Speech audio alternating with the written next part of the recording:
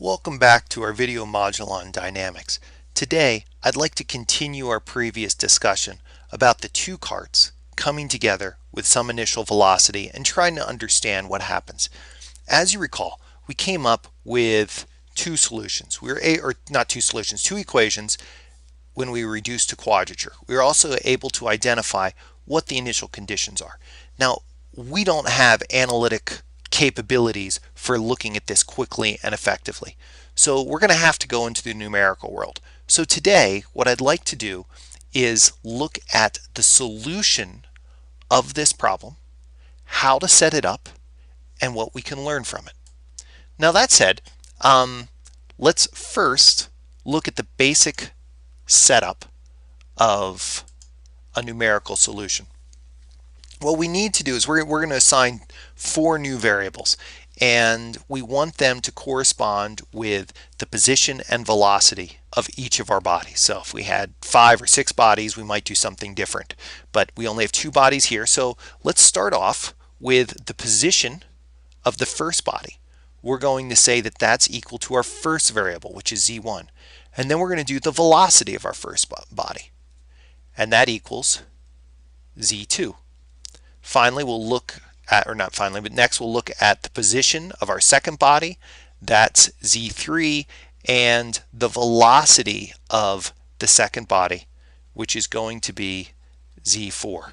Now we need to put our equations of motion in terms of what we see here. Well, the first thing that we can do is we know, if you recall, that, let's put this in a slightly different color, we know that x dot equals v. So we're going to do something fairly similar to that. We're going to say that z1 dot equals z2. And in the same way, we're going to say that z2 dot, z1 dot equals z2, correct? And then in the same way, we'll do z3 dot, sorry about that, equals z4. Next, we're going to take our equations of motion that we have right here, and we're going to put them in terms of z1, z2, z3, and z4. Go ahead and put the video on pause, see if you can do it on your own, and when we come back, I'll have them written down for you. Welcome back. Hopefully you ended up with something that looks like this. And you'll notice we got all of our z dots by themselves. Computers like that way of thinking, and we're able to put everything else in terms of z1, z2, z3, and z4. The next step would be to also use our initial conditions. We can do that pretty quickly. z1 of 0 equals 0. Actually, you know what we'll do? We'll go back up here, and x1, that's going to be z1 of 0. And x dot 1, that's going to be z2 of 0. x2, z3 of 0, and finally x2 dot, that's going to be z4 of 0. You can see why I like this problem. It sets our initial conditions really easily. If we were to plug that in to say something like MATLAB or something that we can graph it on, we would end up with a solution that looks something like this. We have some, we'll say this is x1 as a function of time. Initially x1 is going to start off at 0, and the average velocity of this is going to be v0 over 2. Maybe it looks something like, let's see, the average velocity being v0 over 2, let's say it looks something like this. And the initial velocity of v0 is going to look something like this. So you have a feel of that. And x1 is going to start off at this velocity and go like this.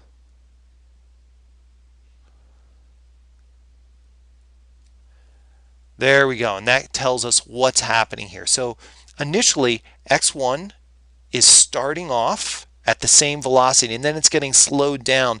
And why does it slow down more than the average velocity? Well, that's something where x2 is now influencing what it's doing.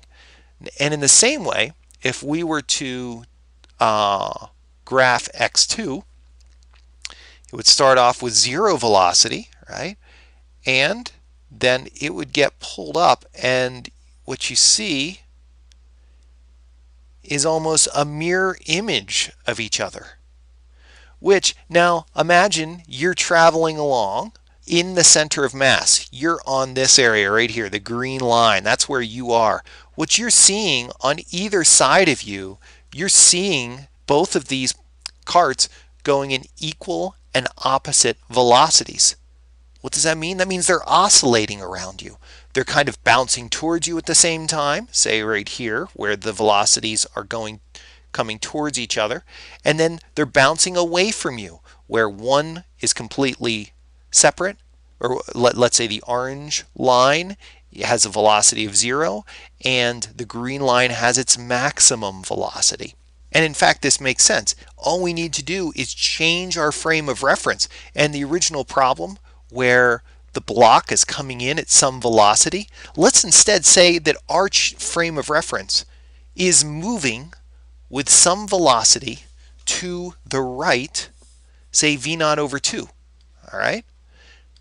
Well, then what would you see? You'd see a cart coming in. So you're already moving at v0 over 2. So you'd see this cart right here. It's only moving then at the difference of the two. So the cart 1 would be coming in at v0 over 2. And what would cart 2 look like? Well, cart 2 would look like another cart that's moving. It's staying still, right? But if we change our reference frame to a moving reference frame, we'd see cart 2 coming at v0 over 2. Two carts coming with a spring before them. Well, what are they going to do? They're going to hit each other, and then they're just going to bounce back and forth. Bounce back and forth. And in fact, that's what we see with our numerical solution. Hopefully this gives you a little bit of a feel of multi-body collisions, how we can use numerical tools to solve them, and maybe it'll give you a little glimpse into what we'll be covering next when we look at energy and center of mass. Thank you, and I look forward to seeing you then.